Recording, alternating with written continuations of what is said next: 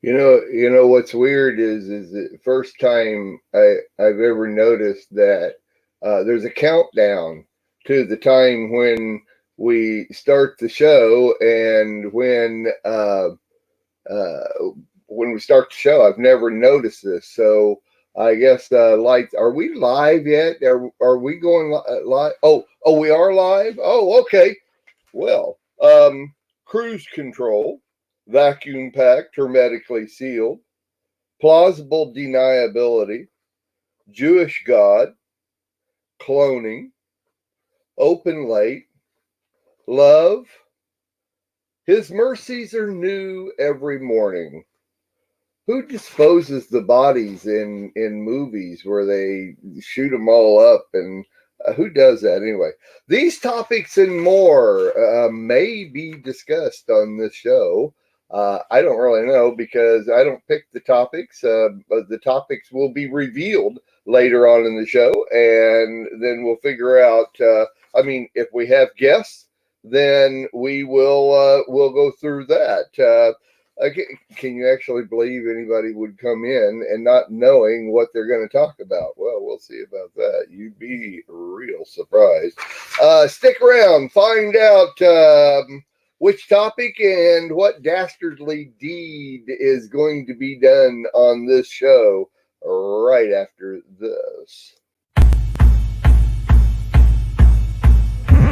I like to teach the world to sing. Sing with me. Welcome back, my friends, to the show that never ends. We're so glad you could attend. Come inside, come inside.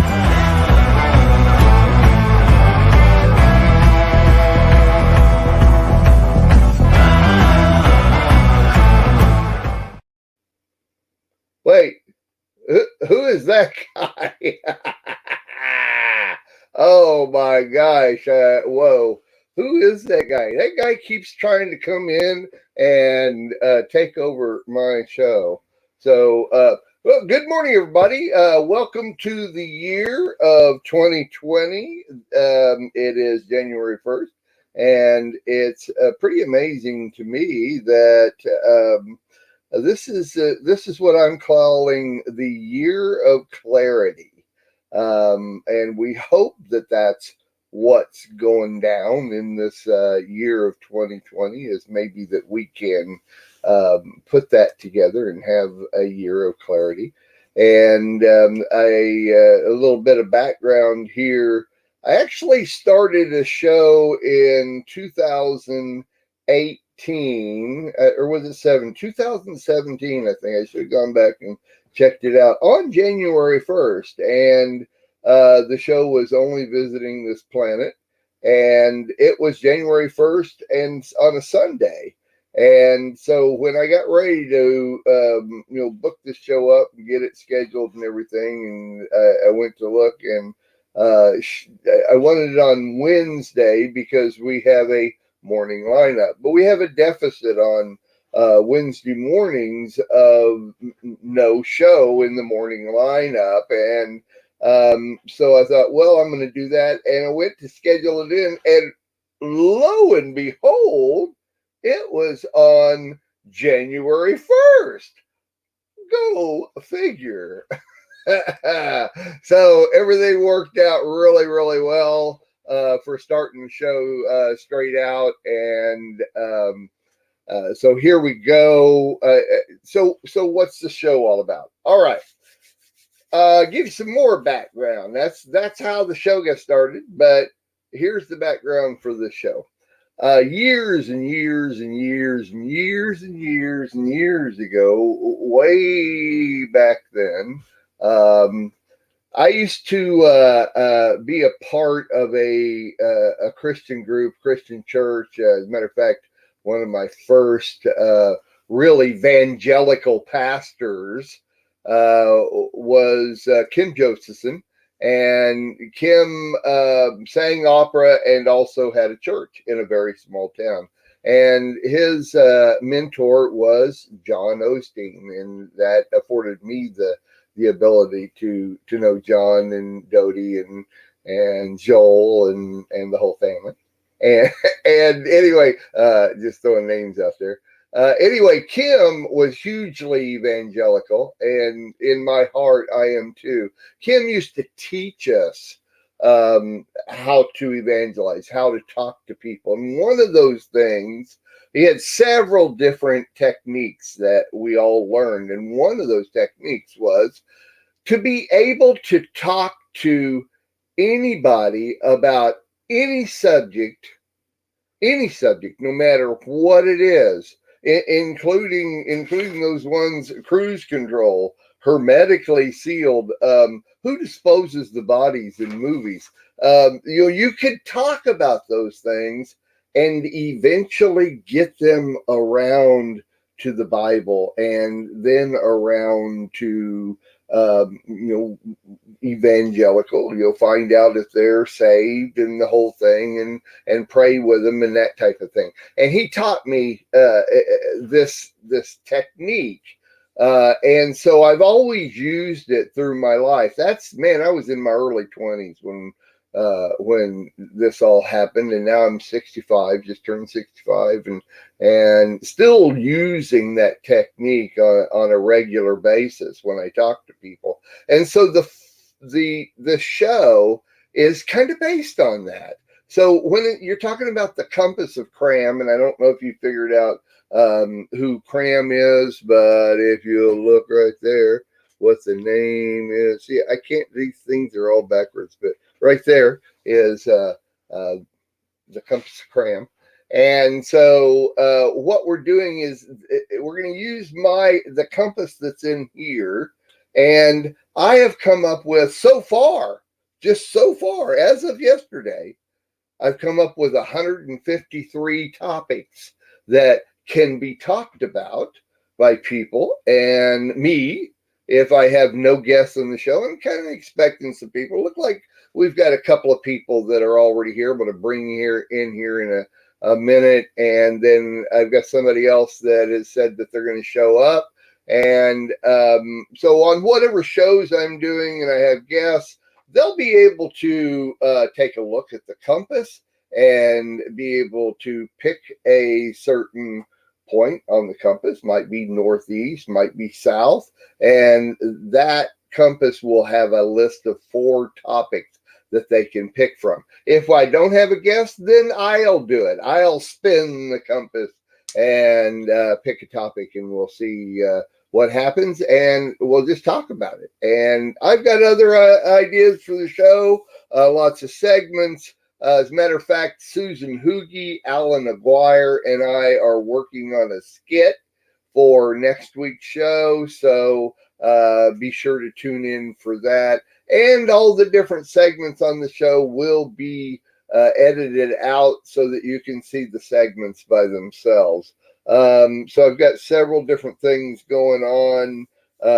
And so, it's one of those shows where you just have no idea what you're going to get. When you get there, it's a spin of the compass to find out. So looks to me like I've got a couple of very special guests just dangling down there. And so I guess I'm going to bring them in and let's see what's happening. Oh, look at there. It's Abigail and James. What's up? I don't hear anything. I don't hear anything. Now you do. Now I do. All right. As a matter of fact, I'm going to get my there. Can you hear me better now? Oh, much better. Perfect. Much better. I was probably way in the background, but hey. No, you sounded very good. We were listening to right from the beginning, and it was loud and clear, and it was Mark. It was Mark. All the way. It was definitely Mark. And this broadcast is you all the way. Yeah. I nailed it when I talked to James this morning about it. I said, "This is a Mark Smith broadcast." Big time. I mean, it was interesting too, because really, until Tover let out the secret of what kraM really was, I don't know. We did not get it because we were looking at it. So we were, doing, Master Google and trying to figure out what kraM was. I love it. Did you know? I mean, did you know that it's actually it's a slang, term, urban dictionary term for smoking marijuana? No way, really. We're gonna dress up as Cheech and Chong this morning. And just we didn't know what with all the marijuana things that are going on, I wouldn't put it past you to kind of put that in there as a kind of a fun little term. Oh, look at that guy. This guy keeps coming in trying to take over. Yeah, I remember that face. He looks very conservative. Is that your twin brother? Your identical twin? Yeah. And then I have to admit, because I didn't think it was going to be about that topic, but or something like that with that urban dictionary that we saw. But then I was thinking maybe this is a family friendly show. On relationships like honeymooners, because when I saw kraM, I'm thinking of Ralph Cramden. I love it. So I was thinking maybe we're doing a show about that. So I love it. And then Tova did let the cat out of the bag, and now I see it very clearly. Okay, well, cool. I think you'll enjoy it.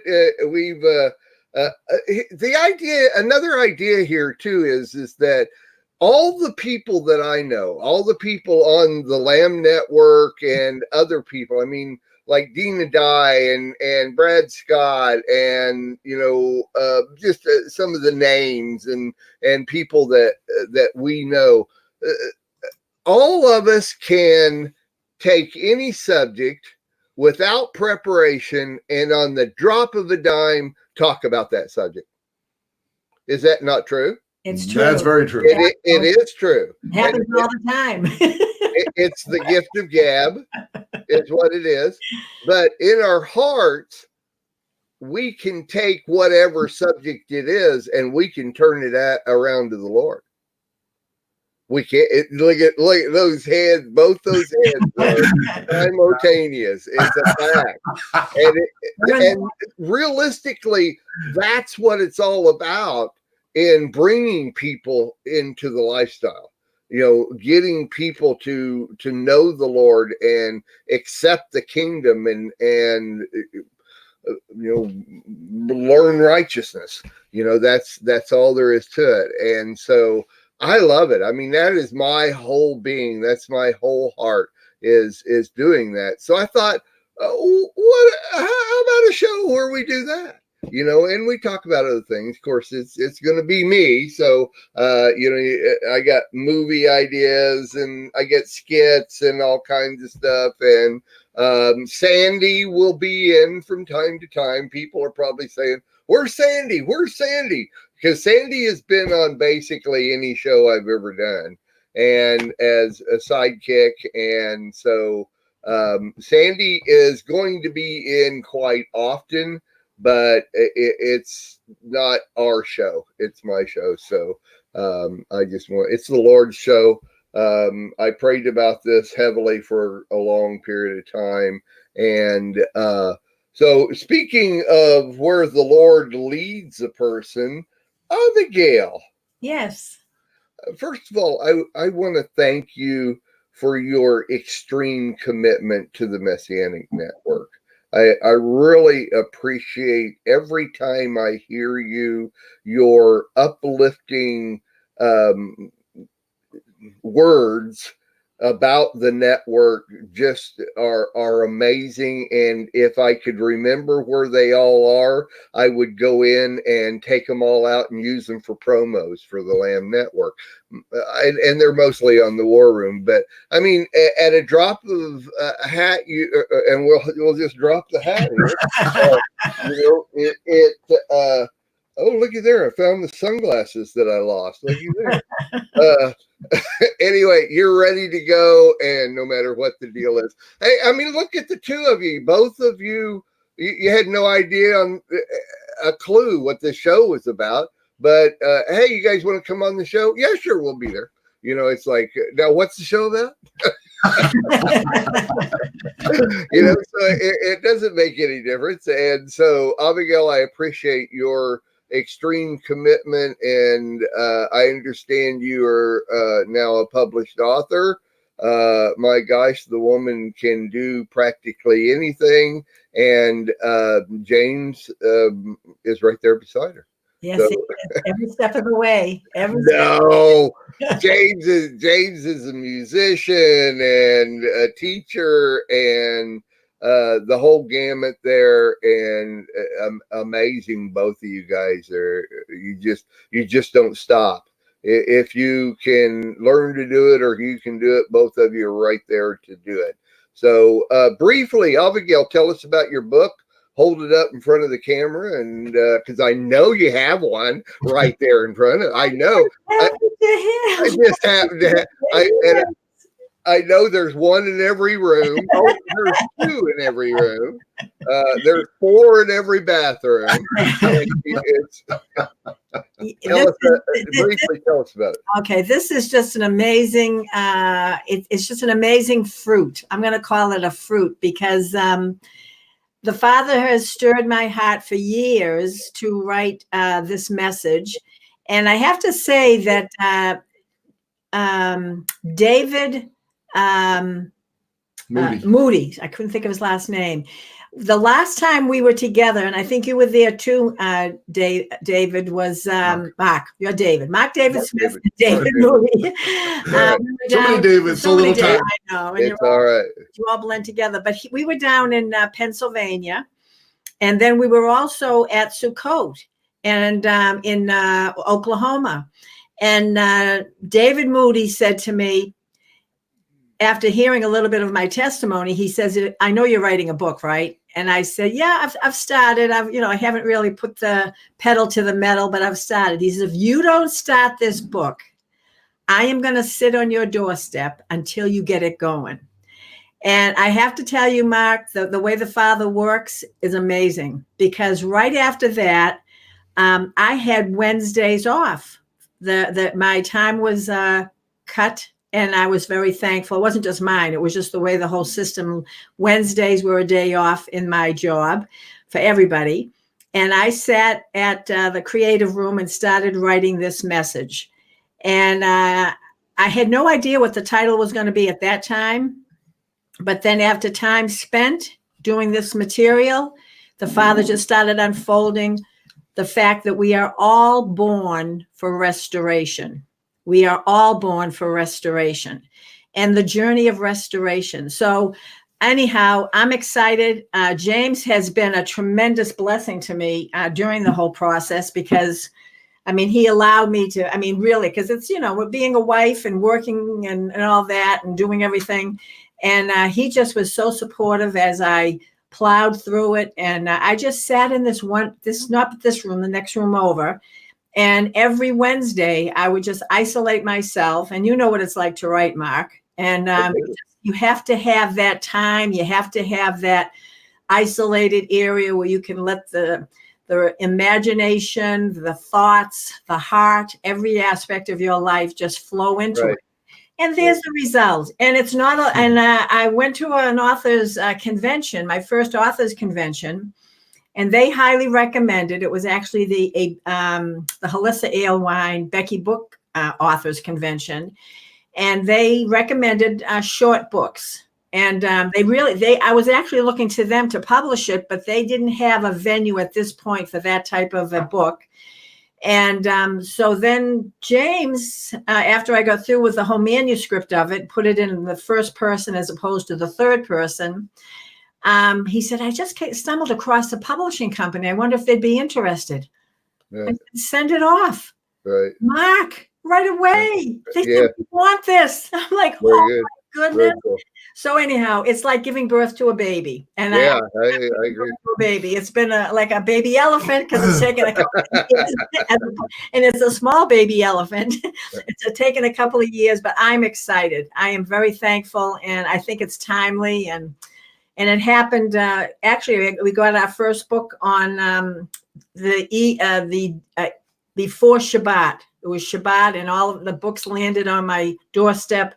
Right. And again, I felt like I had a kiss from the Father. And Well, I understand it'll be on Amazon. So give us a list of places and when that's going to happen. Do you know when it's going to happen? Should be in about a week and a half. It's been now. They said yeah, so it should be very shortly. They're pretty fast when it comes to their commitments. So excellent.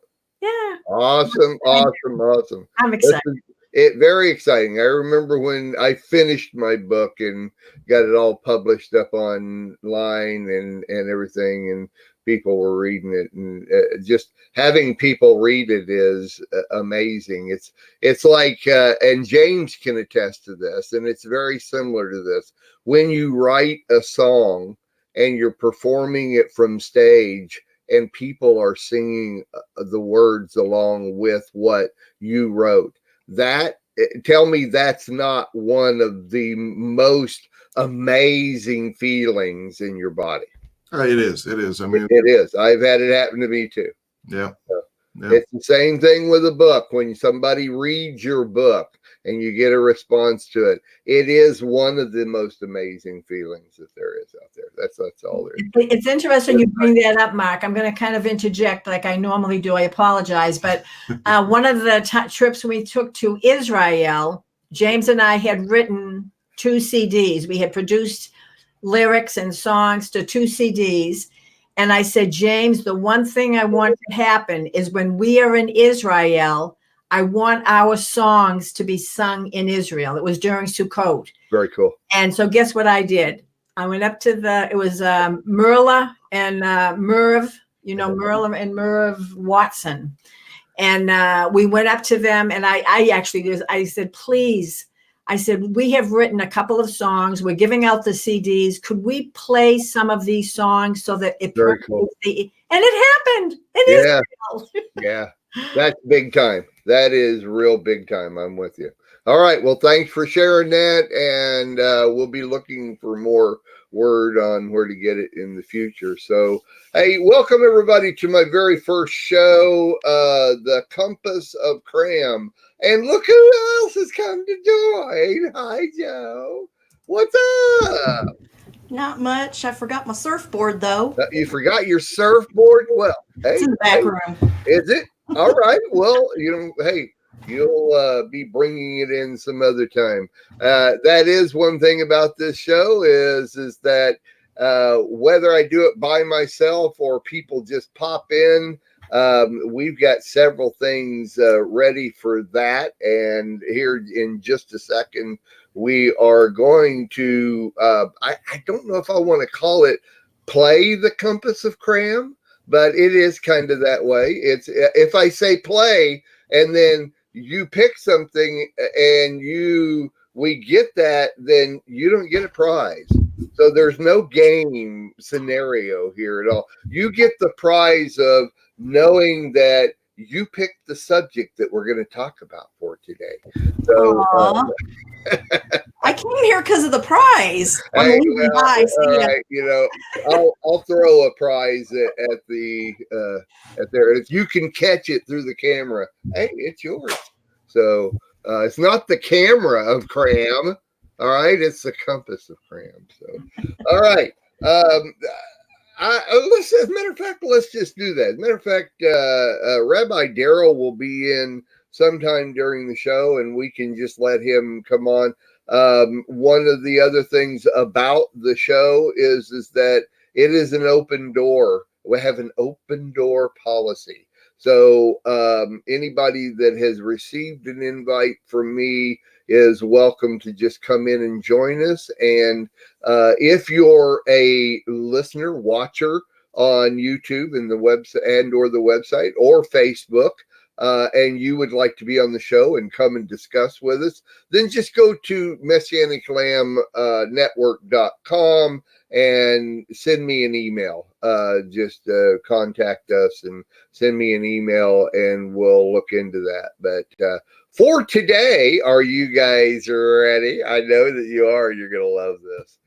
I have been preparing for this. So what we're going to do, since Joe is the slacker, only because she's on the bottom tier, I'm going to let Joe tell me when to stop. And I'm going to show you what we're going to do here. We're going to go to full screen. I'm going to show you this, and I got to get all my ducks in a row here. So what's going to happen is that let's do full screen. And what's going to happen is you're going to see a compass come on here, and it's going to start spinning. What you're going to do is tell me to stop. And when I stop, whatever place like north, northeast, southwest, wherever it stops, we're going to go to that list. So there's actually 8 lists, one for every different place that you can go, and we'll do it from there. So here we go. Let me make sure I got this ready. I lost it. Okay, so Joe, say stop when you want to say stop. Wait till the compass comes in. This is the first time I'm doing it, so. Stop. Southeast. All right. Hey, So, maybe that's our move. What's that? Maybe that's where I'm going to move to. The southeast. Okay, here's southeast, and here's the 4 categories we can talk about. Manly men. I don't have all the answers yet. FOMO, which means fear of missing out, or the answer is easy if you take it logically. Which one of those 4 would you like to talk about? Oops, I lost it. Sorry. I don't have all the answers yet.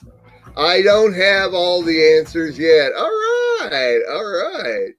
So, my motto. Okay, so that's the subject we're going to talk about today. And so each one of us can give our own little depiction of, if I say, of course, all of us, none of us have all the answers yet. So let me start off with, since you picked the topic, and I'll start off the discussion here with, there are times when I want to be the dominant person with everything. And it seems as though I have the answers to everything, but I know that I don't. But I still, sometimes I like to think I do. And if I don't, then I'm going to go search out what I don't have an answer to. And I want that answer. I want to be able to know that I can, I love the fact that we're in the internet age and we can go to Google and search things out and find answers to practically everything. It's interesting that Adina, my wife, was having a little trouble with her new laptop yesterday, and it kept glitching on her, and she was using like Microsoft Word, and it kept updating and messing up what she was working on. So I came in and I knew what the problem was, and we rearranged everything so that it would work for her. But I told her, I says, literally you can go to Google, start your search with Windows 10, and you can search out basically anything, and it'll give you the answer that you need for most everything that you want. But that's not how we should live our lives, because the answer to the most of the questions that we're searching out is right there in Torah, is right there in our Bible. And I was thinking a while ago, Abigail, when they told you that you should write a short book. And I'm thinking, well, the most successful book in all time was pretty doggone thick. What do you mean, right? Write a short book, but anyway, we don't have all the answers yet. I don't have all the answers yet, but I know a book where we can go get most of them, and they'll steer us somewhere else. So, Abigail, you want to take it from there? The topic is, I don't have all the answers yet. I just have to interject one thing. Oh, well, you can go. You go. You No, go. I want to. But the Bible is made up of 66 books, and Obadiah got the memo. I didn't get that one. Because Obadiah is one page. Oh, you got the I get it. Oh, that's hello. Yeah, sorry. The only reason you didn't know that is because you don't have all the answers. That's what it is, and you just gave me one. So another thing is, if we don't have all the answers, we can go to each other to find the answer. Exactly. And I think when it came to the, I was not planning on writing a huge book. I wasn't, Hawaii. Have you ever seen the book Hawaii? It's like this. And there's another one that's, I can hear somebody's mic. It's what is it? Of Mice and Men. No, it's the War and Peace. Yes, that one there. That's another one that's huge. And my sister and my mother used to always have them beside their chair in the living room reading them. But when I went there, that's interesting. You brought up the book. They told me, I'm hearing my voice. I don't know why I'm hearing my voice twice, but I don't either. Here, I'll. Yeah. Okay, now can you hear me? Okay. Okay, perfect. And I'm not hearing me. That's great. Okay, so the bottom line is they said that people, this generation, likes shorter books, short chapters.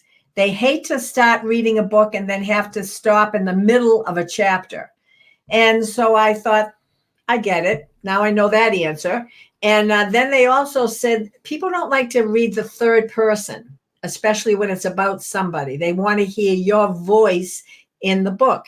So I was just trying to do it. It was almost like a protective way of writing it third person, but I'm glad I didn't have all the answers, because when I started writing the book, how therapeutic it was when I started writing it first person in it. But that's another story for another day. But it's interesting about that question, because, that always surfaces when I'm praying for other people. I don't have all the answers concerning the situation of that individual unless I really know them. And even if I really know them, only they know their hearts, really. They know their thoughts. They know their actions. We know people on a pretty surface level. So I always get that first question. I don't have all the answers as to why this individual is in need of prayer, other than we have the diagnosis and the symptoms. And this is where faith comes in. And I love it because I don't have all the answers, I have to go to the one that does have all the answers, that knows that individual from Aleph to Tav. And so that has always built up my faith. It's always caused me to persevere, especially when it comes to close people that we're praying for, when we're praying for family, when we're praying for people that we have known for years and they're challenged with various issues. And it's always so refreshing to me that Abba has all the answers. He knows everything. Now, he wants us to do our due diligence. There's areas that he wants us to dig. He wants us to search out his word. He wants us to go through the process of life. And James made a really interesting statement to me. We were talking about our lives. And I was talking about that little book shares a lot of my mountain peaks and my valleys. And he said to me this one statement, because I didn't have all the answers on this journey. I just knew I had the destiny. I was trying to reach a destiny. Did you ever go on a trip and you don't have all the answers? You're on the trip. You say, I have a destiny. Mark, I'm going to Pennsylvania and I'm on my journey. And you've got your GPS, you got your car, I'm all set. And the GPS takes you down these cow paths and you're finding yourself in the country. You're like, what? You know, I'm in Pennsylvania, and I know there's that areas of rural, but here I am for miles, and we were right there, and we didn't have all the answers. We had the GPS. That was our means of answers. So I love life because life always has that element of you don't know everything. That's right. That's good. You have That's good. That's perfect. I agree. I agree. It's right on. Yeah. It's good that we don't. James. Oh, I didn't know. Oh, James, talk.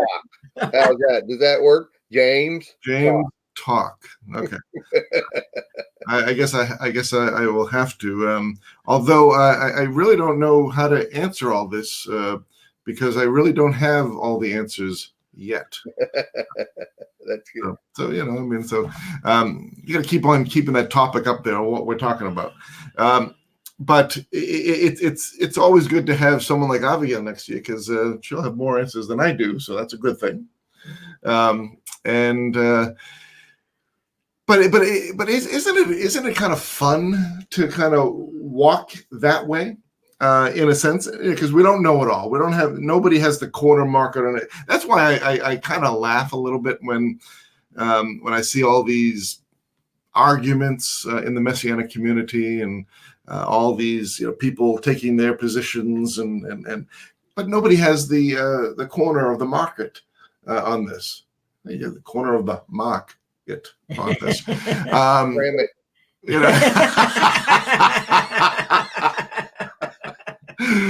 We could go a lot of different ways on this, and I am convinced, Mark. I am totally convinced that you do need a sidekick. Because sometimes you do need your sidekick. So, so it's a good thing to have someone like Sandy, next to you once in a while. And now Joe, Abigail, and myself are going to have to be that substitute for you today, at least. But that's okay. You good with that? Okay, that's all right. That's good. Adina's in the next room. That's what I was going to say. Adina's doing a good job. Yeah. So if we see that curtain move behind you, there it is. See the hat fly off, then that's fine. I just grab another hat and we'll go on. Talk about hats. I mean, you got a lot of hats right next to you. That's great. Oh my goodness. Oh my, well, my. Look at this. I know. I'm so excited to be in on something that's first. We definitely don't have Yeah. Definitely don't have an answer to that. That's fine.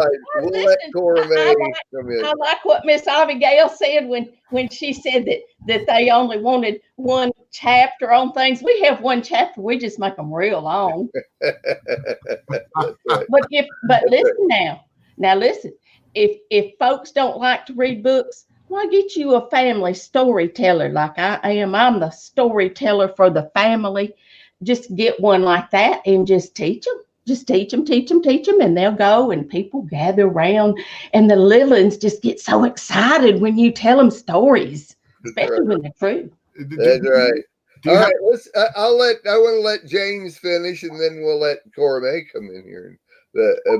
I didn't mean to interrupt. Oh, it's okay. It's just interesting because we're talking about, I don't have all the answers yet, but she wants to talk about manly men. Yes, I really thought you were talking. I'm not married, I'm not married, so I like manly men, especially when they're like it's all right. Manly men. All right, James, go ahead, finish up what you were saying. How do I follow that? Yeah, I know. But kraM, I just want trying to look to see if you have one of those price tags on your cap because you remind me of somebody. No, everybody knows you take the price tag off. All right, well, that was way back in the day when they kept a hold of everything, in the Depression. You didn't let in a scrap of nothing let go. That's why they held on them price tags. They might have used later on. But now we don't. We got President Trump in and everybody's got all kinds of, a pot in every chicken or chicken in every pot and a mule in the shed and corn in the field. So it's all good. Amen. Amen. Yeah, because what we were talking about earlier with that urban definition of kraM. Mm-hmm. Wait. Uh-huh. I missed that. It's all right. It's all right. I know that. You don't need to know. We'll explain that later. But again, it's just wonderful to it's actually liberating when we realize we don't know what we don't know what we don't know, and that, as Abigail was saying, that we diligently seek him and he gives us answers, but he gives us answers when we need the answers. He doesn't tell us everything all at once. He doesn't just open up and download everything into our beings. As we diligently seek him, he opens up our eyes so that we may see the wonders from his Torah, and be able to use that on our journey. So that's again going back to we don't have all the answers yet, and that's okay. It's okay to be like that. It's actually liberating and a powerful way of walking, because our trust is in him only. Amen. Very, very good. Joe, what's it? I don't know. I don't have an answer. It kind of reminded me of like homeschooling our kids. So many people, when they're, getting ready to homeschool them and everything, they think that they have to cram everything into these kids. They have to know everything by the time they graduate high school. There is no way anyone can know anything, even in the history of this earth. There is no way we can know everything. And there's so many people that say, I know this and I know that, and I'm better than you and you're not. And they think they know everything. Well, I would tell my kids that whenever you see someone that says that they know everything, run the opposite direction. Right. Because they do not know everything, because there's only one person that walked this earth that knows everything, and that was Yeshua. He knew everything, and he is still alive, and he still knows everything. And we don't even have the hangnail of what God knows. Very good. That's exactly right. That's right. Yep. I agree. Yeshua knows everything, but you know what? He didn't tell everything. He doesn't tell everything he knows. What's it say at the very, very, very last in Deuteronomy, the very last thing that was said? Oh, come on. I had it right there.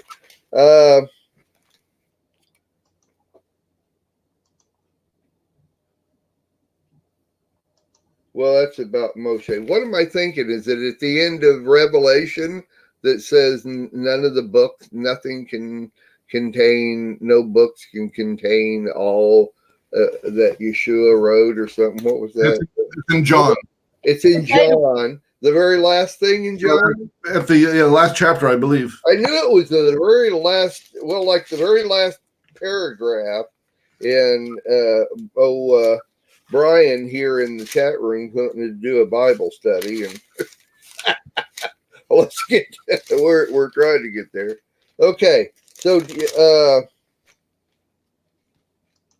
let's see. But the very last paragraph in John. But there are also many other things Yeshua did, and if they were all to be recorded, I don't think the whole world could contain the books that would have to be written. Cora May, you are 100% on that. But the thing that's interesting about that too is in the scriptures, it doesn't tell about how David was born. It doesn't tell David's childhood. It just tells the significant things that needs to be taught to us about that specific person. Just like Avraham, Isaac, Yaakov, we don't know every single moment of their life. If we did, the book would be so big that it wouldn't even be able to fit on this earth. And the Lord gave us the details that we need. So go ahead, Cormac.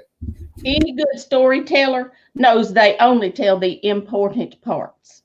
That's right. Is that right, Abigail, in your book? That's in my book. Yeah, you've got that right. It's significant parts. And it's interesting because it's interesting you're bringing that up because Adam lived after he was booted out of the garden. He lived a long time. And what's interesting about that, I started thinking about that he spoke to many of the patriarchs. He had, imagine they all sat around in the tent and had conversation with one another. I believe he talked to Abraham. I believe Noah may even did Noah have an audience with Adam? This is all again rabbinic teaching. Right.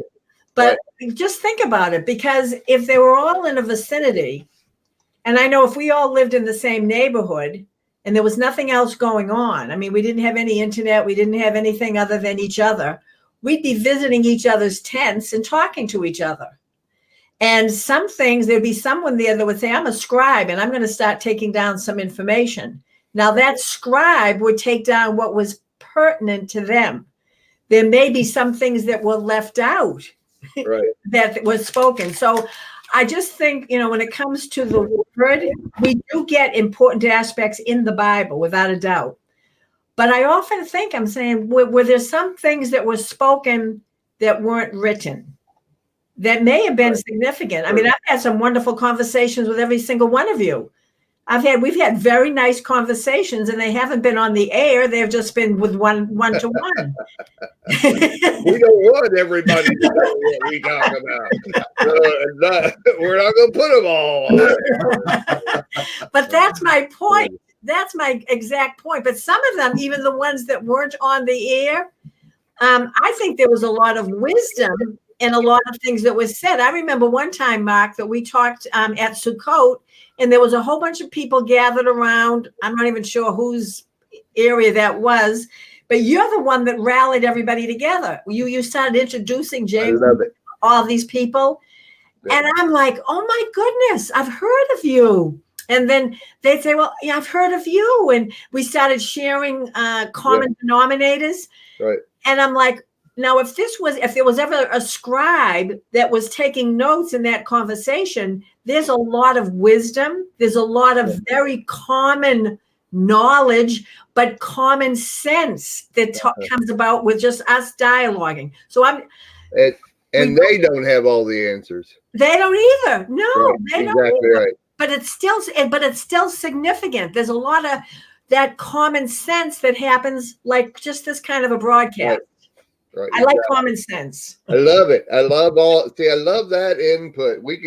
Isn't it great how you can just come up with any topic and it will expand into anything, and you can bring it back to the Lord. You can get people saved with any topic, even hermetically sealed. You could take the topic of being hermetically sealed and you could go with it. So, but is that a politically correct statement? No, it's not, and it doesn't have to. Hermetically sealed? No, it doesn't have anything. Hermetically, whatever the word is. Yeah, I know. Why are you talking about Herman? Herman. And I think what Miss Abigail is talking about is the family storytellers. They had family storytellers from Adam on up, and they was the one that passed it down. And then finally, when they learned how to make them little squiggly letters and stuff, that's when Moses wrote it all down for us. But even if it's not written down, we still got the storytellers that tell the story. See, I still have a job. The internet may go down. We may run out of ink, and we not even have a stick to scratch in the sand. But if you got a family storyteller that's preserving them stories, why, my stars, it'll go right on. Right. And if you look at the timeline of when them fellers lived way back then, you'll see that they knew each other. They lived a long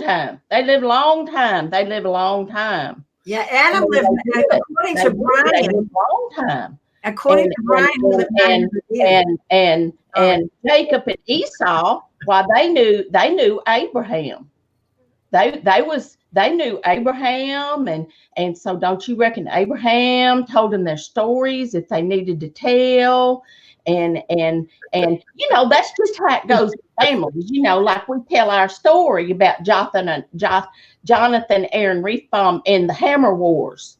We just had that this, you know, Right. And more. that's up on the website for people to watch. Very good. We have another wonderful guest here. Rabbi Daryl has joined us, and it was fun to see you pop in, but then you had to pop out because somebody walked by in a robe or something, I think. But you weren't supposed to see that. well, it wasn't on air, but I can see the little ones downstairs. The great. That's all right, Rabbi. They were roads long time ago. Lots of them. Daryl, hey brother, the topic today is I don't have all the answers yet. Now, we have every one of us have given our little spiel on we don't have the answers, but what about I don't have all the answers yet? There is a yet on the end of that statement, and I wondered if anybody would catch that or not, because we've all talked about, you know, not having the answers. The Lord has the answers and that type of thing. Is there a point in time, Rabbi, when we will have all the answers? Well, I got it yesterday, so I don't know what the rest of you are waiting for.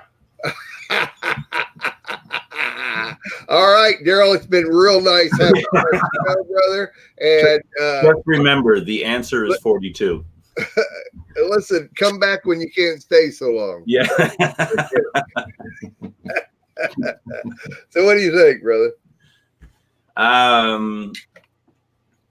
don't think we'll ever have all the answers. I think one of the reasons why we get to live with God for eternity is because it's going to take us that long to figure him out.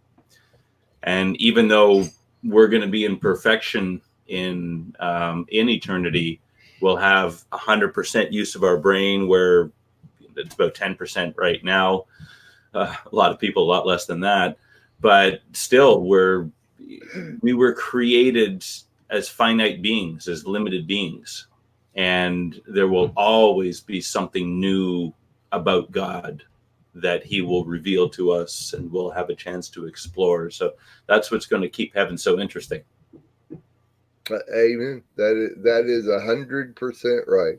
I appreciate that. All right. Well, this has been a great discussion, and I love it's my concept, but I love the concept of it, and I hope everybody else likes it too. Is every week we'll come up with another subject, and if we get kraM back here sometime, I'm sure. Oh, by the way, let me just show Daryl this real quick because he's going to love this.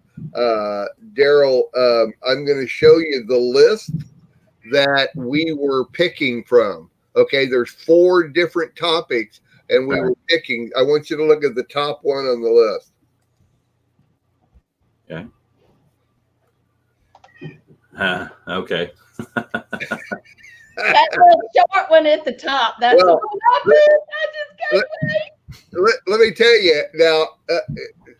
There was 8 separate different lists, so there's no way I could manipulate, you know, what we were going to talk about, and we had to spin the compass to find out, you know, which list we were going to go to. Right. And so there's no way, and it just happened to pop up with Southeast, which the top one was Manly Men. Now, so this is a shameless plug for Daryl's video series on the spirit of Jezebel. I think it was the 3rd one that he taught on, and it's not the title to it, but it is called, I parenthetically call it Manly Men, because he does talk about manly men through the whole teaching. It was about the Ahab spirit. Is it? Yeah, okay, right. Well, it is by far one of the best teachings I have ever heard in all my years of serving God, and I highly suggest everybody, men and women, to watch this teaching, especially men. Even if you consider yourself a man of God, This is an amazing teaching, and it can be found. As a matter of fact, let me just, I can do this now. So I'm going to do this. And what we've got is we've got, we've got that up, but I should have had this ready, shouldn't I? Oh, it would have been so nice. Anyway, it's coming up over there. Did you throw Jezebel out the window? Anyway, go to the Throw website. her out that open window. Don't get ahead of us, Sherry. We're getting to that. I'm going to cover I know that. you got to be thrown out that. That's what we do. I mean, we find a Jezebel in our family. Ain't gonna fly. Well, his teachings are absolutely amazing. His whole series here is very, very good, and I would like everybody to go. Now we're going to do it. We're going to go here and here. And you're going to get to see here that if you'll go to the website and you'll go to like video series, and now of course it won't. Well, it won't. Just go to video series and go to his teaching. Well, let's be nice. There we go. Spirit of Jezebel. You pick that one there. And this is, see how easy it is to get around the website. And that is not a shameless plug. That is what it's all about. So the third one, Characteristics of Ahab's Spirit, is an amazing teaching. They all are highly suggested. And because it was such an impact on me, I actually made it one of the topics that we can talk about, which Cora May would love to talk about. Though I know Cora May's not married, but Sherry, Bob needs to know this too. So anyway, Mr. Mark and Rabbi and everybody, Jezebel's a spirit, but she can't fly. Chunk her out the window. Just get her and chunk her. Hey, we have another guest here with us, Melena. Thank you so much for joining us. And we don't see you very much. Maybe on Friday morning, sometimes in War Room. But Melena Weinberg is a prayer warrior here on the Lamb Network, and we appreciate you coming in. So thanks, Melena. The topic is, I don't have all the answers yet. Would you like to respond to that? Well, I told her this morning. Told me everything. Yeah, okay. Well, it is funny because the reason I kind of came in late this morning, because I was up last night talking with a bunch of people here in Niagara Falls, and what we realized is that God puts his children together so we can all put the pieces together. We need one another to get a fuller understanding of who he is and what he wants us to do. So no individual can know God fully and all the answers that, about him. But if we come together, we get a fuller picture of him. And it was so amazing because each and every one of us is given a piece of the puzzle, and we kind of click together, just like we're on the screen right now, a bunch of puzzle pieces coming together. So that's what I realized. The answers are coming through others, through experiences, and it is amazing to know that God talks to us all the time. It's just, do we listen all the time? That's right. That's exactly right. Exactly right. Well, very good. Very good. I appreciate it. Okay. Well, we've got about 15 minutes left in the show. So, this has been an amazing. What's the goat that I'm supposed to know about? The goat. What's the goat that I'm supposed to know about? The goat. I am sad to report that somebody got my goat, Mr. Mark. Oh, is that right? Yes, that's right. Somebody went to the Walmart parking lot and bought that goat. They got my goat. Okay. Well, I'm sorry, but I can't go get it back for you. I know, but you know what? I just look at it this way. Another one will come along sometime. Yeah, that's right. Unless maybe James and Daryl want to join up with me, and we can go see if we can find the person and get the goat get back for her. I don't know. Well, actually, I can help out there because the goat here is in New England, is in Boston. He he happens to have 2 legs, 2 arms, and he throws a pretty mean football. And his name is Tom Brady, and they call him the GOAT. Well, the greatest of all time, right? No, this is a 4-legged one, and it gives milk. I don't think Tom Brady. He just chunks that ball real good. He's a good chunker. He chunks that ball. Yeah, we're from Boston. There's not too many goats. All right. I'm going to bring this back here because I want to finish everything off. And so I've got a news story here that I want to bring to everybody, and maybe a little bit of discussion on it. And it's from BrettBart.com, BrettBart.com, and the headline is Pope Francis tells Christians not to try to convert non-believers.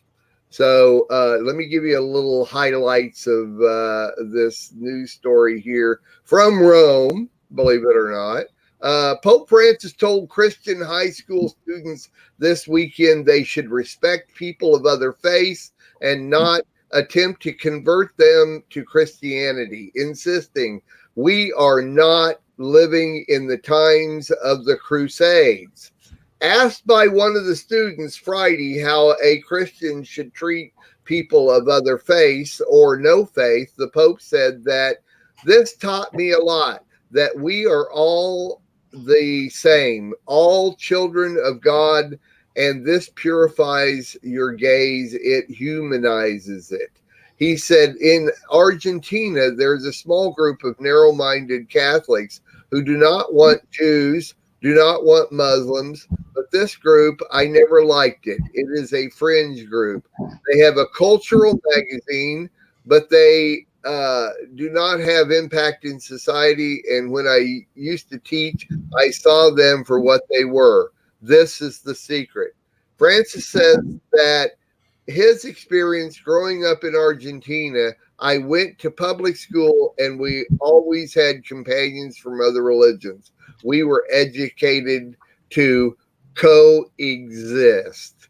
The Pope went on to say that a Christian should never try to convince others of the truth of Christianity, but should simply give a testimony of consistency and wait for others to ask about the faith. So, who would like to respond to this first? Let's not all talk at once. Any responses to this? I mean, Catholicism is Catholicism, and Pope Francis is Pope Francis. But okay, Cora May, what's up? Well, first of all, he's not talking about believing in God. If you look at that, he's talking about culture. We got our culture down here, like we buy goats in the parking lot. Well, people in the city don't buy goats in the parking lot. That's culture. So when you reduce beliefs to culture, like we had some when we first came in to be Messianics, we were telling other people, and they said, "Well, come dialogue with us." And they mentioned culture, and I said, "That's the first."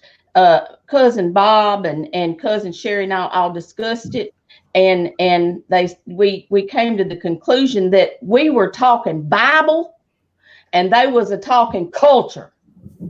And you got to be on the same page in order to discuss something. So this Pope is on culture. He's looking at as culture. And then we have another, you've met our friend Bishop Solomon. He made the statement one time on GLC, and he hit the nail on the head.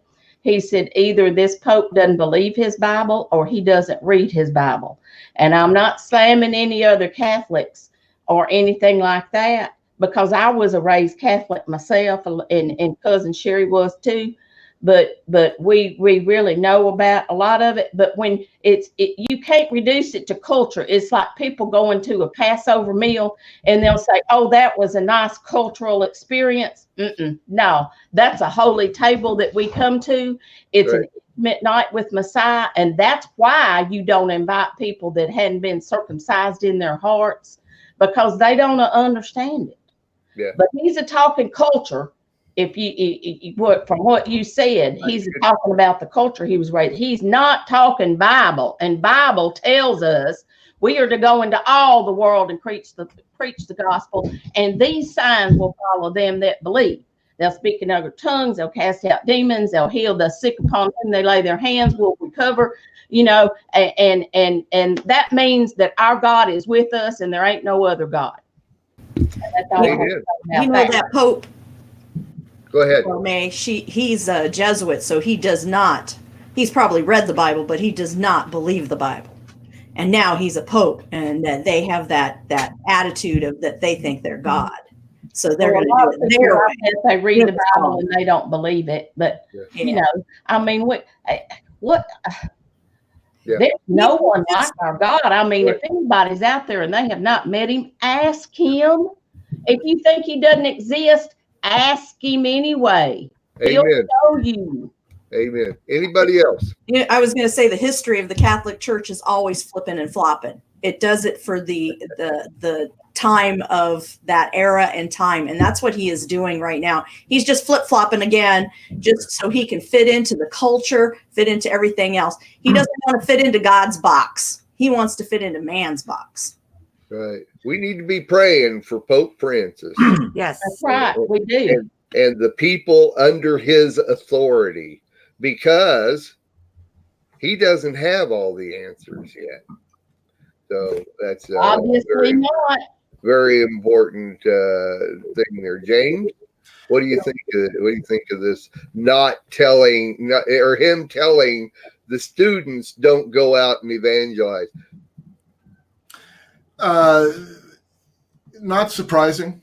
Yeah, not surprising. Catholics don't do it anyway. Yeah, you're right. I mean, they really don't. And there's how many, like 1.6 billion in the world, something like that. You know, throughout the place. I grew up as a Catholic myself. I don't have real harsh words to say. I mean, there is a lot of error there, certainly. But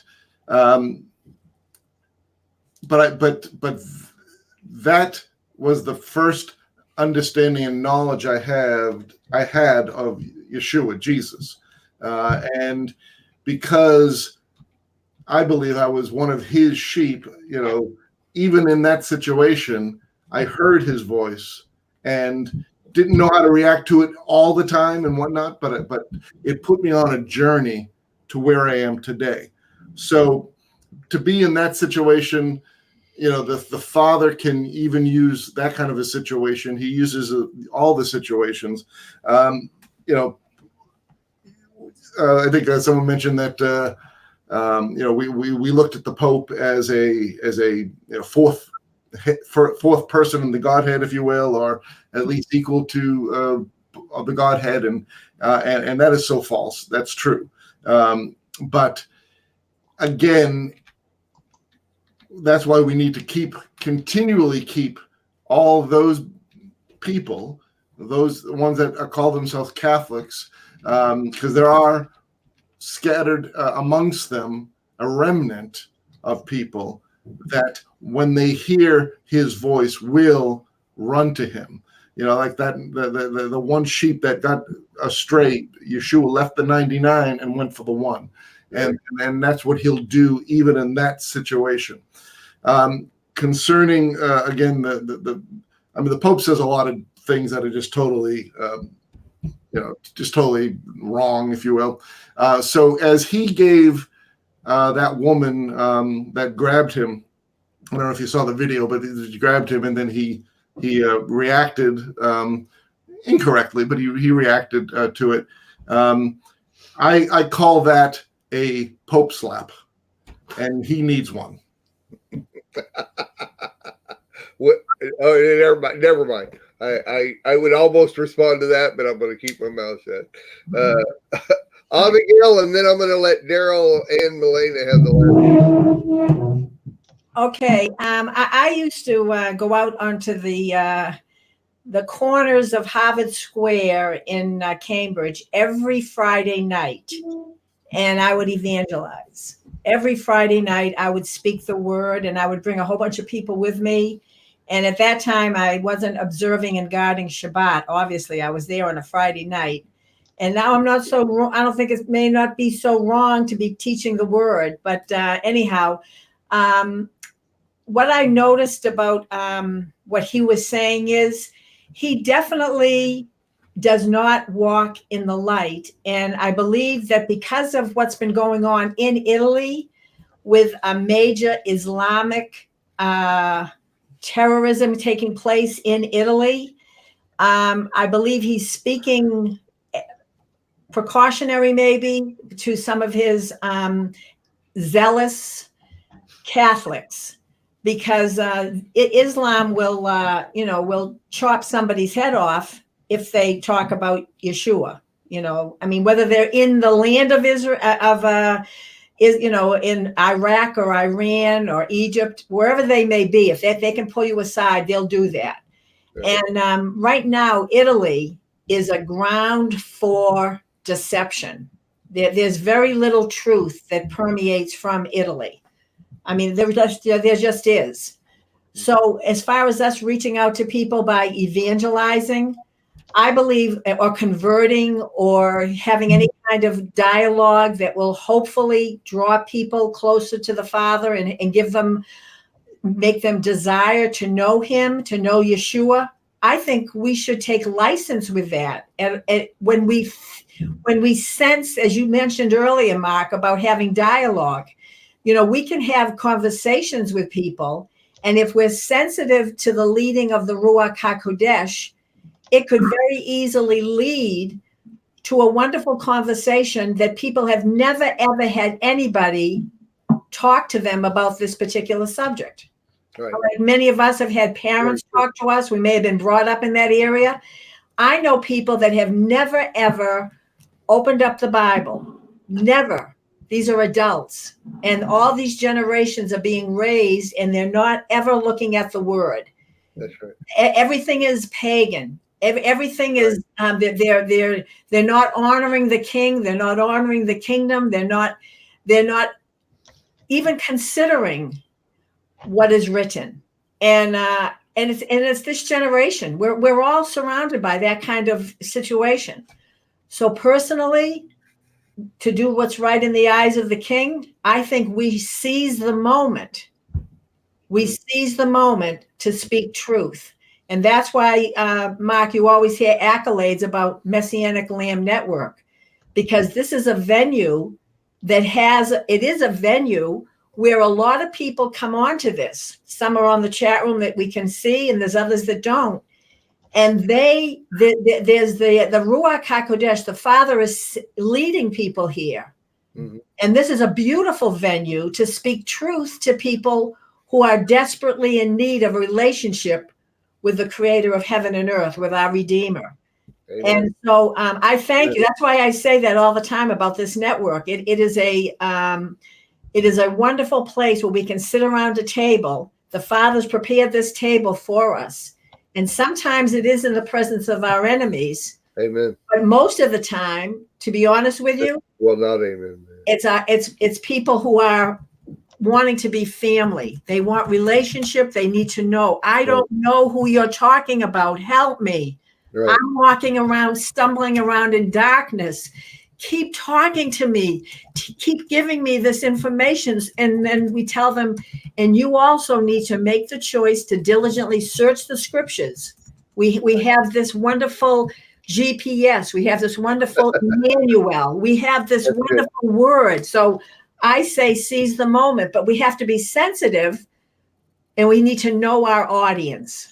Amen. There are people that are trying to dangle a carrot in front of us, and they have another agenda. That's the day we're living in. Right. Melena, you grew up Catholic, right?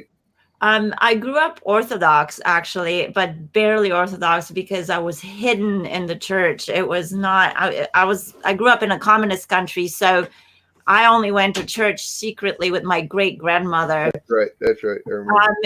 What I was going to say is, yes, one thing I realized after I came to faith, that the priests did not know what born again means sometimes, and but regarding the Pope, what I wanted to comment is that it is, like Sherry said, it's about culture, and the culture today is a culture of tolerance. But I heard, I don't remember who said that, but they said, I don't want to be tolerated. I want to be loved. And love means eternal life with God. And if we are going to please man, then we're going to displease God, meaning that if we're going to be tolerant to people's beliefs, and we should respect people, and we should see where they're at and start from there. But our job is to lead them to God the Father, to lead them to eternal life. Because what good is it to be in peace and get along with everyone here on earth when we know that they're not going with the Father for eternity?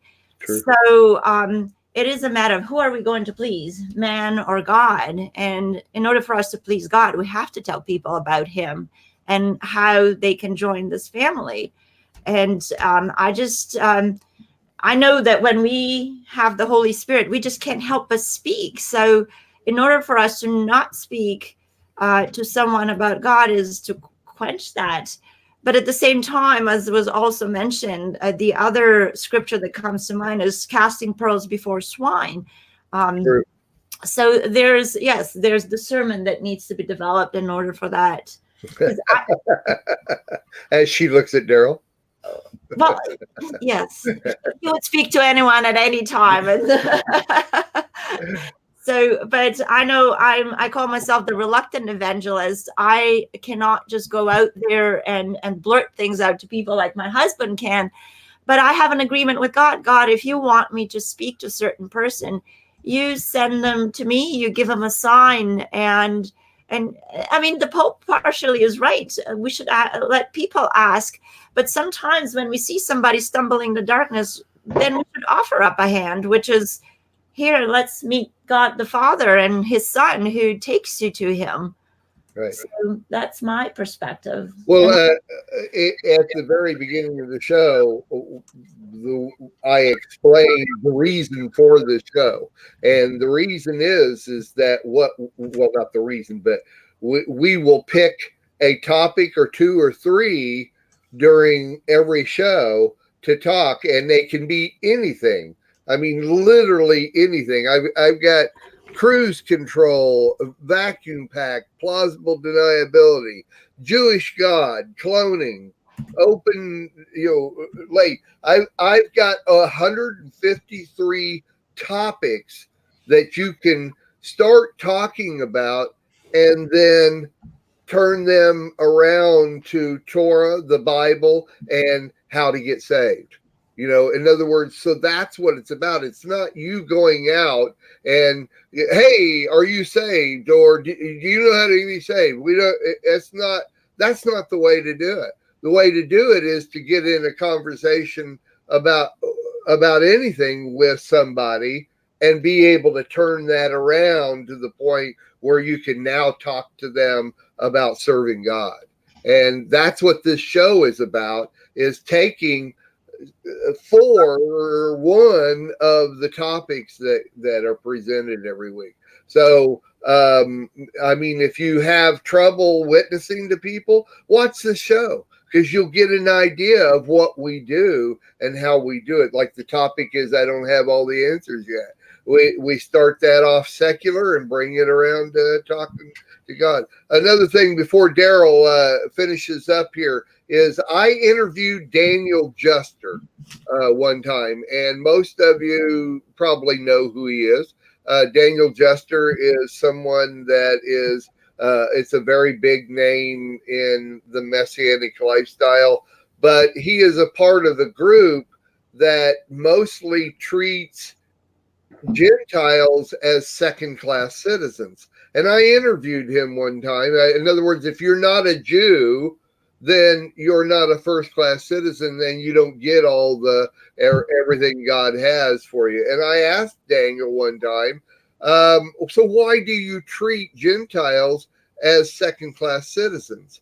And he was very uncomfortable and said, well, the Gentiles can come into the faith, but they just need to recognize the Jewish culture and learn about the Jewish culture. Doesn't mean they need to live it. They just need to learn about it and fit into it. And that was Daniel Jester's answer to that. And I'll never forget, that was years and years and years. That was 10 years ago that I interviewed him. And I tell you, it always stuck with me. Daryl, what sayest thou? Let Daryl, it's Daryl's turn. I always tend to look at things from a macro level, political level, because I want to know what's going on a large scale. And this Pope, more than any other throughout history, and there's been some pretty savory or unsavory characters, as it were, that have been popes. If you look at the Borgias, you know, the son of the Pope succeeded his father, and I'm thinking, they're not supposed to have children, but they did anyway. This Pope, though, and it's all very strategic because no Pope had resigned in over 600 years, and Benedict did, and he was forced to resign. As a matter of fact, Tom Horn predicted this about a year before it happened. And it is a very intentional move toward utilizing the Catholic Church in order to bring about the one world system, the beast system. And just about everything that has popped out of this man's mouth in the 6 years that he has been Pope has been of the Antichrist spirit. He is an agent of evil. He desecrates the Bible. He doesn't just oppose it. He desecrates it with the things that he says and does. And because of the fact that he's got such influence now, of course, there are a lot of Catholics who are very unhappy. If you look at websites like LifeSite News, which is a Catholic website, they have big problems with what he does. But my goodness, I mean, you just look at what this guy does and you can sense the evil all over him. And he's leading people astray, and he's leading people right into the arms of the Antichrist. And that's his job. This is why he was put in place. So I think we have to, of course, he needs deliverance. Well, yeah, so does Hillary, but I'm not counting on that happening. I think that we need to take what he said and we need to chuck it right in the garbage, because Yeshua said that we are to go into all nations and make disciples of all men. And so for anyone, this is a big thing with Judaism. The Jews were supposed to be a light to the nations. We were supposed to be God's representatives on earth. The reason why God chose the nation of Israel was so that he could teach us how to have a relationship with him, how to walk with him. And then we were supposed to tell all the nations. So, Dan Juster can take his opinion and go fly a kite with it too, because he's wrong. Okay. Everybody is supposed to walk. God does not have separate rules for his different children. No parent would. Well, Joseph tried that, or Jacob tried that, and we saw how well that worked. So we need to be out there evangelizing and telling people not only do they need to believe in the Messiah, but they need to walk in accordance with the way that he is laid out. And to say that we're not to evangelize in Orthodox Judaism now, especially in some of the more, with the Satmars in New York, I mean, they're so exclusive that they won't even talk to a Gentile. And that is countering the very reason that God chose them and gave them his Torah to begin with. We're supposed to go out and proclaim the knowledge of God to all who would hear. And I did a 4-month series on evangelism back about 4 years ago, and it's still up on our website. I talked about how to contact. We contact in sales. Well, what we're doing is we're selling God. Right. It's free, but it costs you everything type thing. Right. So we got to be very careful about what we're listening to. And I find that when I get into discussions with believers on this stuff, the error that I always see is that it falls too much onto the gray side. Well, we need to pray for the Pope. We need to denounce what the Pope is saying, and we need to come against what the Catholic Church has been teaching and doing to people for the past 1700 years. We love Catholics. James has come out of Catholicism. Sherry's come out of God loves Catholics. We love Catholics, but we hate the Catholic system. We hate everything that it stands for and what it's doing. And now that this Pope has been brought in, he's taken that whole false system and he's brought it up on steroids, and it's leading people astray. And now you've got this Amazon synod where they're bowing to the Pachamama, which is a goddess. And now you've got all these Jesuits who are saying, there's no problem with it. Yeah.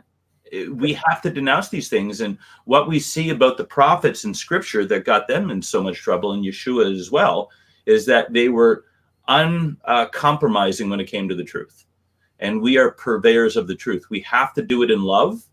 I don't hate the Pope, but I hate everything that he says and what he stands for, because he's leading people to hell. And that may be too extreme for some people, but I'm not going to apologize for that.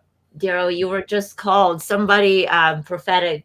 We just met last night, and they called Daryl a big pencil with a big eraser. And I'm wondering, what is Daryl erasing? And Daryl said, "What did you say? People's theological errors." So, well, yes.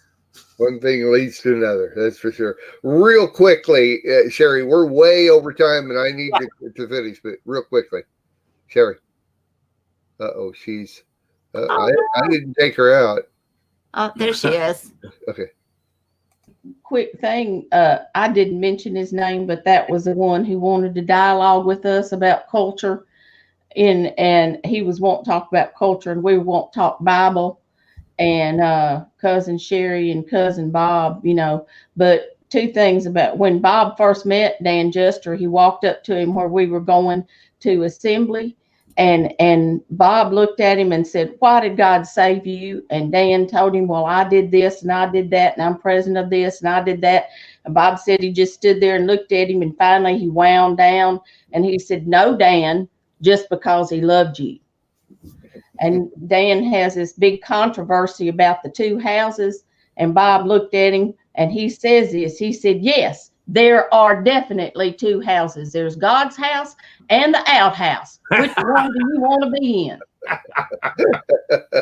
Amen. I love it. And that is a great way to finish off my very first episode of The Compass of kraM. And I can't thank you guys enough for coming and making this an extremely successful show. And one thing we definitely know is that none of us have the answers, and we would never will. There is no yet on the end of that, but boy, there's a lot of people that think they can say that. So Abigail and Jane, I really, really, really appreciate your joining us. And Abigail's new book will be out here in about a week and a half, available to buy on Amazon, several places. She'll let you know that. I'm sure we'll all find out more about that as it goes along. But thank you so much for coming on. Joe, thank you for joining us. You're always ready and available. Cora May, say hi to Sherry for us. And I will. Marilyn. And I just say, Mr. Mark, you must have took my advice and put up some chicken wire, because I didn't hear no chickens coming in. No, but if I open the windows, you gotta watch them chickens. They'll walk right in your house every time. That's right. All right, Daryl and Milena, I really appreciate your popping in and giving us your insight, because that's what it's about. Once again, thank you, everybody. Don't watch the movie Judy. You just don't watch it. And that's my say on that. See if there's nothing else that. The word for today, January 1st, 2020. The word for today is resolution. Good. I'm glad everybody was silent on that. All right, everybody. Did you say revolution? Revolution. Resolution. That's it. All right, everybody. Revolution. You get a resolution by a revolution. That's right. God bless everybody. Thank you very much. And we'll see you next week with more of the Compass of kraM. Shalom Aleichem. Shalom. Bye, y'all. Bye.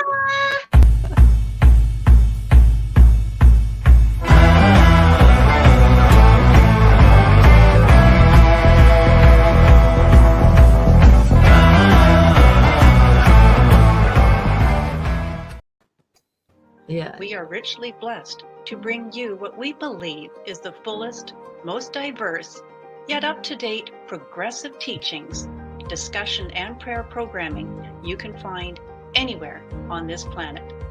Be sure to take the tour of the MessianicLambRadio.com website.